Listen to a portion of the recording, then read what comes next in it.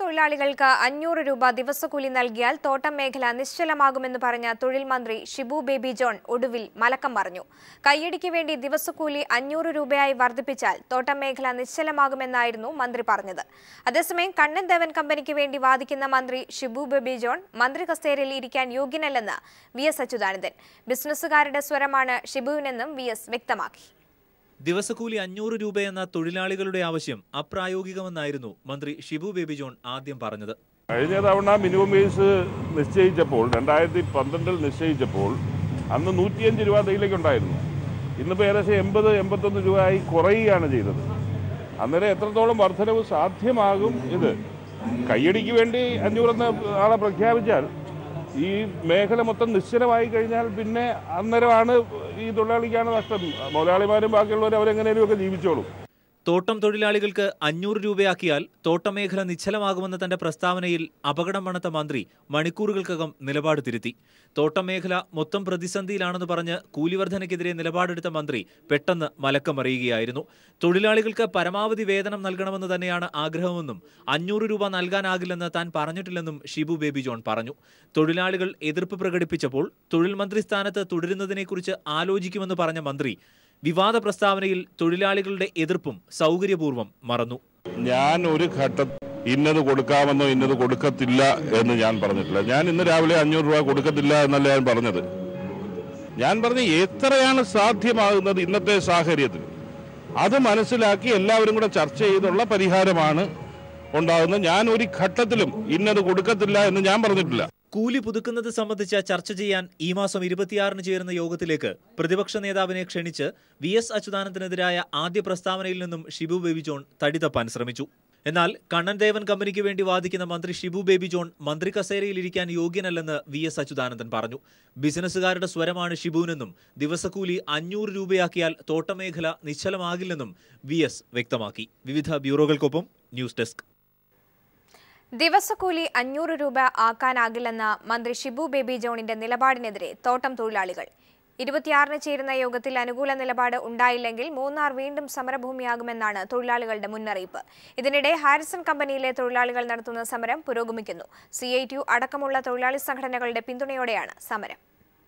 കൊച്ചിയിൽ നടന്ന ചർച്ചയിൽ ദിനവേതനം 500 രൂപയാക്കാൻ നടപടി സ്വീകരിക്കുമെന്ന് പറഞ്ഞ തൊഴിൽ മന്ത്രി ഷിബു ബേബി ജോണിന്റെ മലക്കം മറിച്ചിലിന് എതിരെയാണ് തോട്ടം തൊഴിലാളികളുടെ പ്രതിഷേധം. 26-ന് ചേരുന്ന PLC യോഗത്തിൽ തങ്ങൾക്ക് അനുകൂലമായ തീരുമാനമുണ്ടായില്ലെങ്കിൽ വീണ്ടും സമരത്തിനിറങ്ങുമെന്നാണ് അവർ മുന്നറിയിപ്പ് നൽകുന്നത്. മന്ത്രിയുടെ നിലപാട് ഖേദകരമാണെന്നും ഹാരിസൺസ് കമ്പനിയിലെ തൊഴിലാളികൾ നടത്തുന്ന സമരത്തിന് പൂർണ്ണ പിന്തുണ നൽകുമെന്നും CPIM ഇടുക്കി ജില്ലാ സെക്രട്ടറി KK ജയചന്ദ്രൻ MLA-യും S രാജേന്ദ്രൻ MLA-യും വ്യക്തമാക്കി. സ്ത്രീ തൊഴിലാളികളുടെ ജീവിത നിലവാരവും തൊഴിൽ പ്രയാസവും കണക്കിലെടുത്ത് 500 രൂപ തന്നെ കിട്ടുവാനുള്ള നടപടി കേരള സർക്കാരും തൊഴിൽ മന്ത്രിയും മുഖ്യമന്ത്രിയും ഇടപെട്ട് അതിന് നടപടി സ്വീകരിക്കണമെന്നുള്ളതാണ് അഭ്യർത്ഥന. ബോണസും കൂലിയും വർദ്ധിപ്പിക്കുക, ചികിത്സാ സൗകര്യം ഉറപ്പാക്കുക, ലയങ്ങൾ വാസയോഗ്യമാക്കുക എന്നീ ആവശ്യങ്ങൾ ഉന്നയിച്ചാണ് അപ്പർ സൂര്യനെല്ലിയിലെയും പന്നിയാർ ഡിവിഷനിലെയും തൊഴിലാളികൾ സമരം നടത്തുന്നത്. മൂന്നാറിലെ സമരം ലക്ഷ്യം കണ്ടതിന്റെ ആവേശത്തിൽ വിവിധ തോട്ടങ്ങളിലെ തൊഴിലാളികൾ സമരത്തിലേക്ക് നീങ്ങുകയാണ്. News bureau, Idukki. വയനാട്ടിലും തോട്ടം മേഖലയിൽ പ്രതിഷേധം പുകയുന്നു. അടിസ്ഥാന സൗകര്യങ്ങൾക്ക് പുറമെ തൊഴിലാളികൾക്കുള്ള ഗ്രാറ്റുവിറ്റിയും മറ്റ് ആനുകൂല്യങ്ങളും നിഷേധിക്കുകയാണ് കമ്പനികൾ. കൂലി വർധനവിനും ന്യായമായ ബോണസിനുമായി സമരം ശക്തമാക്കാനൊരുങ്ങുകയാണ് തൊഴിലാളികൾ. HML അരപ്പറ്റ എസ്റ്റേറ്റിൽ 600ഓളം തൊഴിലാളികളുടെ വർഷങ്ങൾക്ക് മുൻപുള്ള ഗ്രാറ്റുവിറ്റി പോലും കമ്പനി നൽകിയിട്ടില്ല. ഇടയ്ക്കിടെ ശമ്പളം നിഷേധിക്കുന്നു. എൽസ്റ്റൺ എസ്റ്റേറ്റ് ഡിവിഷനുകളിലും സമാന സ്ഥിതിയാണ്. കഴിഞ്ഞ വർഷത്തെ ബോണസിനാണ് തൊഴിലാളികൾ കാത്തിരിക്കുന്നത്. കമ്പനികളുടെ പ്രതികാര നടപടികളാണ് ചോദ്യമുയർത്തിയാലുണ്ടാവുക. കുടിവെള്ളവും മറ്റ് ആനുകൂല്യങ്ങളുമെല്ലാം നിഷേധിക്കും. പൊട്ടിപ്പൊളിഞ്ഞ പാടികളിലാണ് തൊഴിലാളികൾ ഇന്നും കഴിയുന്നത്. മതിയായ സുരക്ഷയില്ലാതെയുള്ള കീടനാശിനി പ്രയോഗം തോട്ടം മേഖലകളിൽ വിതയ്ക്കുന്നത് മാരക രോഗങ്ങളാണ്. ജീവിതകാലം മുഴുവൻ പണിയെടുത്താലും ഒന്നും നേടാനാകാതെ പോകുന്ന തൊഴിലാളികളെന്നാൽ ഇപ്പോൾ പ്രക്ഷോഭപാതയിലാണ്. 8.33% വെട്ടിക്കുറച്ച ബോണസാണ് HML ഇത്തവണ പ്രഖ്യാപിച്ചത്. എന്നാൽ തൊഴിലാളികൾ അത് വാങ്ങിയിട്ടില്ല. സമരങ്ങളുണ്ടായാൽ ലോക്കൌട്ട് ചെയ്യുമെന്നാണ് കമ്പനികളുടെ പൊതുവായ ഭീഷണി. അടിസ്ഥാന പ്രശ്നങ്ങൾക്ക് ശാശ്വത പരിഹാരം ആവശ്യപ്പെട്ട് 28-ന് പണിമുടക്കിന് ആഹ്വാനം ചെയ്തിരിക്കുകയാണ് വയനാട് എസ്റ്റേറ്റ് ലേബർ യൂണിയൻ. കമ്പനിക്ക് 1 ഇഞ്ച് ഭൂമി അവരുടേതല്ല. അവർ ലോക്കൌട്ട് ചെയ്താൽ ഭൂരഹിതരായ തോട്ടം തൊഴിലാളികളും വയനാട് ജില്ലയിലെ ഭൂരഹിതരായുള്ള കർഷക തൊഴിലാളികൾ ആദിവാസികളും കൂടി ആ ഭൂമി പിടിച്ചെടുക്കും. അതുകൊണ്ട് ആ രീതിയിലുള്ള പിടിപ്പിക്കലൊന്നും മാനേജ്മെന്റിന്റെ ഭാഗത്ത് വേണ്ട. തൊഴിലാളികളുടെ ആനുകൂല്യങ്ങൾ കൃത്യമായിട്ട് കൊടുക്കണം. കമ്പനികളുടെ കടുത്ത ചൂഷണത്തിനാണ് തൊഴിലാളികൾ വിധേയരാവുന്നത്. എന്നാൽ തങ്ങളുടെ അവകാശങ്ങൾക്കു വേണ്ടി ശബ്ദമുയർത്താൻ കരുത്താർജിക്കുകയാണ് ഇന്നവർ. വരും ദിവസങ്ങളിൽ വയനാട്ടിലും അത് പ്രതിധ്വനിക്കും. അനൂപ് കെആർ, വയനാട്. വർഗീയതയ്ക്കെതിരെ കക്ഷി രാഷ്ട്രീയ ഭേദമന്യേ എല്ലാവരും ഒരുമിക്കണമെന്ന് CPIM സംസ്ഥാന സെക്രട്ടറി കോടിയേരി ബാലകൃഷ്ണൻ. മലപ്പുറത്ത് നടന്ന വർഗീയവിരുദ്ധ സെമിനാറിൽ സംസാരിക്കുകയായിരുന്നു അദ്ദേഹം. വർഗീയത എല്ലാ വർഗീയതയും ആവർത്തനമായിട്ടാണ് പ്രവർത്തിക്കുന്നത്. ഒരു വർഗീയതയ്ക്കെതിരെ മാത്രമല്ല, ഏത് മതത്തിന്റെ പേരിൽ ഉയർത്തിപ്പിടിക്കുന്ന വർഗീയതയും ഒരു വർഗീയത മറ്റൊരു വർഗീയതയെ ശക്തിപ്പെടുത്തും. ഇവിടെ ഹിന്ദുത്വ ഭൂരിപക്ഷ വർഗീയത ഭരണകൂടവുമായി ബന്ധപ്പെട്ട് വരുമ്പോൾ ഫാസിസ്റ്റ് രീതിയിലേക്ക് മാറും. അതിനെ നേരിടാൻ മതന്യൂനപക്ഷ വിഭാഗങ്ങൾ വർഗീയമായി സംഘടിക്കരുത്. വർഗീയമായി മതന്യൂനപക്ഷ വിഭാഗങ്ങൾ സംഘടിച്ചു നിന്നാൽ അത് ഭൂരിപക്ഷ വർഗീയതയ്ക്ക് ആശ്വാസകരമായി തീരും. മതന്യൂനപക്ഷ വിഭാഗങ്ങൾ, ദളിത് പിന്നോക്കാന്തര വിഭാഗങ്ങൾ മതേതര ഇടതുപക്ഷ പ്രസ്ഥാനത്തിന്റെ ഭാഗമാകണം. അങ്ങനെ വിശാലമായ ഒരു ജനാധിപത്യ സംവിധാനം നടത്തിയെടുത്തുകൊണ്ട് മാത്രമേ വർഗീയതയെ ചെറുത്തു. RSS SNDP ബന്ധത്തിനെതിരെ കോൺഗ്രസും രംഗത്ത്. RSS അജണ്ടയുടെ കാവലാളായി SNDP യോഗം മാറിയിരിക്കുകയാണെന്ന് KPCC പ്രസിഡന്റ് VM സുധീരൻ പറഞ്ഞു. അതേസമയം സുധീരന്റെ പ്രസ്താവന SNDP വോട്ടുകൾ BJPക്ക് ലഭിക്കുമെന്ന ഭീതി മൂലമാണെന്നാണ് BJPയുടെ പ്രതികരണം. കരുനാഗപ്പള്ളിയിൽ ഒരു പൊതുപരിപാടിയിൽ സംസാരിക്കുമ്പോഴാണ് SNDP യോഗത്തിനെതിരെ സുധീരൻ ആഞ്ഞടിച്ചത്. സംഘപരിവാറിന്റെയും SNDP യോഗത്തിന്റെയും ആശയങ്ങൾ പുലബന്ധം പോലുമില്ലാത്തതാണ്. ഗുരുസന്ദേശവും സംഘപരിവാർ അജണ്ടയും യോജിച്ചു പോകുകയില്ലെന്ന് സുധീരൻ ചൂണ്ടിക്കാട്ടി. ശ്രീനാരായണ ധർമ്മം പരിപാലിക്കാൻ ബാധ്യതപ്പെട്ട ചിലർ അവലർപ്പിതമായ ചുമതലകളെ വിസ്മരിച്ചുകൊണ്ട് സംഘപരിവാറിന്റെ അജണ്ടയുടെ കാവൽക്കാരായി അവരുടെ താൽപര്യ സംരക്ഷകരായി മുന്നോട്ടു പോകുന്ന സ്ഥിതിവിശേഷവും നാം ഗൗരവത്തോടുകൂടി കാണുന്നുണ്ട്. സ്വാധീനമുള്ള ഭാഗങ്ങളിൽ വേരുറപ്പിക്കാനുള്ള ശ്രമങ്ങളുടെ ഭാഗമായാണ് RSS കേരളത്തിൽ SNDPയെ കൂടെ കൂട്ടാൻ നോക്കുന്നതെന്നും അദ്ദേഹം പറഞ്ഞു. അതേസമയം സംസ്ഥാനത്ത് BJP SNDP ധാരണയില്ലെന്നാണ് BJP സംസ്ഥാന അധ്യക്ഷൻ V മുരളീധരൻ പറഞ്ഞത്. BJPയും SNDPയും തമ്മിൽ ഞങ്ങൾ ഒരു ബാന്ധവവും ഞങ്ങൾ ഉണ്ടാക്കിയിട്ടില്ല. SNDP യോഗത്തിന്റെ നിലപാടുകൾക്കെതിരെ കോൺഗ്രസ് കൂടി മുന്നോട്ട് വരുന്നതിന് ഏറെ രാഷ്ട്രീയ പ്രാധാന്യമുണ്ട്. Political desk. ഉപരാഷ്ട്രപതി ഹമീദ് അൻസാരിക്കെതിരെ രൂക്ഷ വിമർശനവുമായി RSS. അൻസാരി മുസ്ലിം വർഗീയവാദിയെ പോലെയാണ് സംസാരിക്കുന്നതെന്നാണ് RSS പ്രസിദ്ധീകരണമായ പാഞ്ചജന്യത്തിൽ കുറ്റപ്പെടുത്തൽ. മുസ്ലിം സമുദായത്തിന്റെ ഉന്നമനത്തെപ്പറ്റി മാത്രം സംസാരിക്കുന്നത് ഉപരാഷ്ട്രപതിക്ക് ചേർന്നതല്ലെന്നും ലേഖനത്തിൽ പറയുന്നു. അഖിലേന്ത്യാ മുസ്ലിം മജ്ലിസി മുഷാവറത്തിന്റെ സുവർണ ജൂബിലി ആഘോഷവേളയിൽ ഉപരാഷ്ട്രപതി ഹമീദ് അൻസാരി നടത്തിയ പ്രസംഗമാണ് RSSനെ ചൊടിപ്പിച്ചത്. രാജ്യത്തെ മുസ്ലിം സമുദായം വിവേചനം നേരിടുന്നുവെന്നും മുസ്ലിം വിഭാഗത്തിന്റെ ഉന്നമനത്തിനായി നടപടികൾ വേണമെന്നുമായിരുന്നു അൻസാരി നടത്തിയ പ്രസംഗത്തിന്റെ ഉള്ളടക്കം. രാജ്യത്തെ മുസ്ലിം സമുദായം നിരവധി ആനുകൂല്യങ്ങൾ കൈപ്പറ്റുന്നത് കാണാതെയാണ് ഹമീദ് അൻസാരി സംസാരിക്കുന്നതെന്ന് RSS പ്രസിദ്ധീകരണമായ പാഞ്ചജന്യത്തിൽ പ്രസിദ്ധീകരിച്ച ലേഖനത്തിൽ പറയുന്നു. അൻസാരി സംസാരിക്കുന്നത് മുസ്ലിം വർഗീയവാദിയെ പോലെയാണ്. ഉപരാഷ്ട്രപതിയായ അൻസാരി സ്വന്തം സമുദായത്തിനു വേണ്ടി മാത്രം സംസാരിക്കുന്നത് പദവിക്ക് ചേർന്നതല്ലെന്നും ലേഖനത്തിൽ കുറ്റപ്പെടുത്തുന്നു.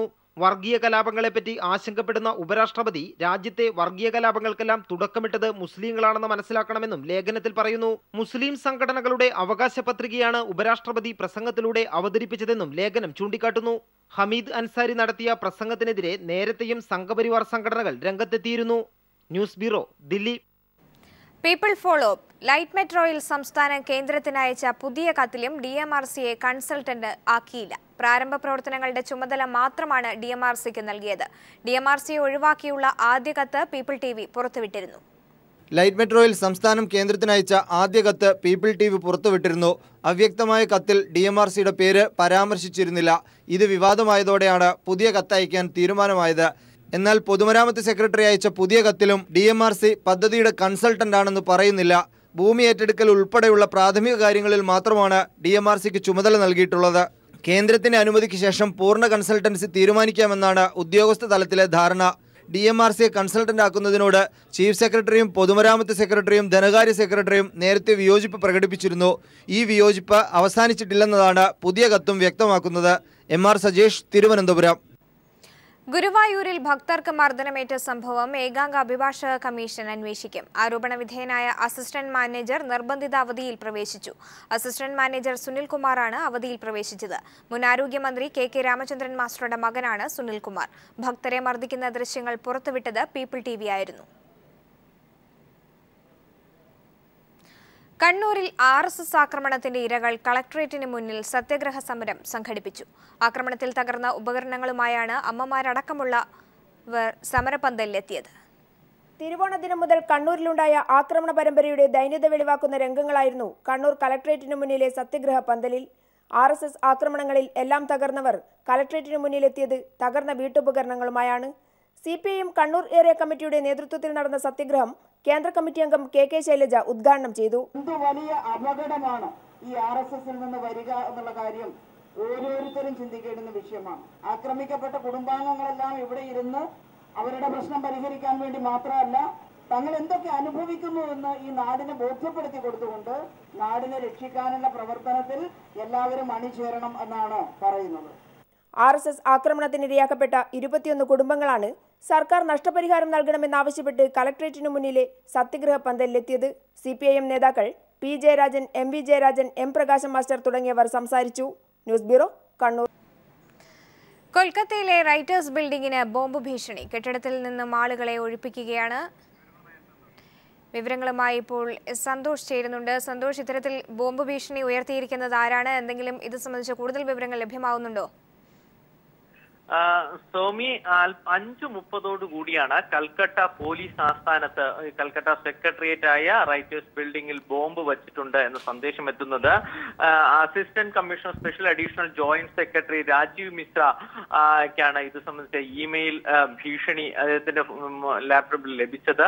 ഇതേ തുടർന്ന് ഉടൻ തന്നെ കൽക്കട്ട പോലീസ് ഈ കൽക്കട്ടയിലെ സംസ്ഥാന സെക്രട്ടേറിയറ്റ് ആസ്ഥാനത്തെത്തി ഡോഗ് സ്ക്വാഡ് അടക്കമുള്ളവർ കർശനമായ പരിശോധന അവിടെ നടത്തുകയും ചെയ്തു. പ്രാഥമികമായ ഇപ്പോൾ നടത്തിയിരിക്കുന്ന പരിശോധനയിൽ ബോംബ് വച്ചിട്ടില്ല, അതൊരു വ്യാജ ബോംബ് ഭീഷണി എന്നാണ് അറിയാൻ കഴിയുന്നത്. പക്ഷെ ഇപ്പോഴും പരിശോധന തുടരുകയാണ്. നിരവധി മന്ത്രിമാരുടെ ഓഫീസ്, പേഴ്സണൽ സ്റ്റാഫ് അടക്കമുള്ളവർ സ്ഥിതി ചെയ്യുന്നുണ്ട് ഈ റൈറ്റേഴ്സ് ബിൽഡിംഗിൽ. അതുകൊണ്ട് തന്നെ അവരെയൊക്കെ ഒഴിപ്പിച്ചു, ജീവനക്കാരെയൊക്കെ ഒഴിപ്പിച്ചു. അതിനുശേഷമാണ് പരിശോധന നടക്കുന്നത്. കൂടാതെ ഏറ്റവും പ്രധാനപ്പെട്ട സുഭാഷ് ചന്ദ്രബോസിന്റെ മരണവുമായി ബന്ധപ്പെട്ട രേഖകൾ ഡിജിറ്റലൈസേഷൻ ഇപ്പോൾ സെക്രട്ടേറിയറ്റിൽ നടക്കുന്നുണ്ട്. 18-ാം തീയതി കൽക്കട്ട സർക്കാർ അതുമായി ബന്ധപ്പെട്ട രേഖകൾ പുറത്തുവിടുന്നു. അതിന്റെ ഡിജിറ്റലൈസേഷന്റെ പ്രവർത്തനങ്ങൾ നടക്കുന്നുണ്ട്. ഇതിനിടയിലാണ് ഈ ബോംബ് ഭീഷണി എത്തിയത്. എന്തായാലും എല്ലാ പ്രവർത്തനങ്ങളും നിർത്തിവെച്ച് സജീവമായ പരിശോധന നടത്തി. യാതൊരു ബോംബും ഇതുവരെ കണ്ടെത്തിയിട്ടില്ല. സാധാരണ രീതിയിൽ നിരവധി ഭീഷണി കത്തുകൾ ലഭിക്കാറുണ്ടെങ്കിലും ഇപ്രാവശ്യത്തെ ഭീഷണി കുറച്ചുകൂടി അതീവ ഗൗരവതരം എന്ന് മാത്രമേ പറയുന്നുള്ളൂ. കൊൽക്കത്തയിലെ റൈറ്റേഴ്സ് ബിൽഡിംഗിൽ ബോംബ് ഭീഷണി, ബോംബ് വെച്ചിട്ടുണ്ടെന്ന തരത്തിലുള്ള ഇമെയിൽ സന്ദേശമാണ് ലഭിച്ചത്. സന്ദേശം ലഭിച്ചതിനെ തുടർന്ന് ഇവിടെ നിന്നുള്ള ആൾക്കാരെയൊക്കെ ഒഴിപ്പിച്ചുകൊണ്ടിരിക്കുകയാണ്. വിവരങ്ങളാണ് സന്തോഷ് നൽകിയത്. മറ്റൊരു വാർത്തയിലേക്ക്. ബംഗളൂരു സ്ഫോടന കേസിൽ മദനിക്കെതിരായ സാക്ഷി കൂറുമാറി. കുടക് സ്വദേശി റഫീഖാണ് കൂറുമാറിയത്. പോലീസ് ഭീഷണിപ്പെടുത്തി മൊഴി രേഖപ്പെടുത്തിയെന്ന് റഫീഖ്. സ്ഫോടന കേസിൽ കൊടുക്കുമെന്ന് പോലീസ് ഭീഷണിപ്പെടുത്തിയെന്നും റഫീഖ് കോടതിയിൽ പറഞ്ഞു. പ്രതികളുടെയും സാക്ഷികൾ നൽകിയ മൊഴിയുടെയും അടിസ്ഥാനത്തിൽ 2010 ഓഗസ്റ്റ് 17-നാണ് അബ്ദുൽ നാസർ മദനിയെ അറസ്റ്റ് ചെയ്യുന്നത്. മദനിക്കെതിരെ നിർണായക മൊഴി നൽകിയെന്ന് പോലീസ് അവകാശപ്പെട്ട പ്രധാന സാക്ഷി റഫീഖാണ് ഇപ്പോൾ കൂറുമാറിയത്. സ്ഫോടനത്തിന്റെ ഗൂഢാലോചന കുടകിൽ വെച്ച് നടന്നുവെന്നും അവിടെ വെച്ച് മദനിയെ കണ്ടുവെന്നുമായിരുന്നു റഫീഖ് മൊഴി നൽകിയത് എന്നാണ് പോലീസ് പറഞ്ഞത്. എന്നാൽ ഇക്കാര്യങ്ങൾ നിഷേധിച്ച റഫീഖ് മൊഴിയിൽ പോലീസ് നിർബന്ധിച്ച് ഒപ്പുവയ്പ്പിക്കുകയായിരുന്നുവെന്നാണ് പറഞ്ഞത്. ജോസ് വർഗീസ്, അബ്ദു ഉസ്താദ്, മണി എന്ന യൂസഫ്, അൻവർ കരീം എന്നീ പ്രധാന സാക്ഷികൾ നേരത്തെ തന്നെ കൂറുമാറിയിരുന്നു. ഇപ്പോൾ റഫീഖിന്റെ കൂറുമാറ്റവും കോടതിയിൽ പ്രോസിക്യൂഷൻ നടപടിക്രമങ്ങളെ ഏറെ ദുർബലപ്പെടുത്തും. എന്നാൽ അബ്ദുൽ നാസർ മദനി സാക്ഷികളെ സ്വാധീനിക്കുന്നുവെന്ന് കർണാടക സർക്കാർ സത്യവാങ്മൂലത്തിൽ വ്യക്തമാക്കിയിരുന്നു. കൂറുമാറിയ സാക്ഷികളുടെ പട്ടികയും കർണാടക സർക്കാർ നേരത്തെ സുപ്രീം കോടതിക്ക് കൈമാറിയിരുന്നു. കേസിൽ വിചാരണ നീളുന്നതിൽ ജസ്റ്റിസുമാരായ ജെ ചലമേശ്വർ, അഭയ് മനോഹർ സപ്രെ എന്നിവരടങ്ങിയ ബെഞ്ച് അതൃപ്തിയും രേഖപ്പെടുത്തിയിരുന്നു. News desk.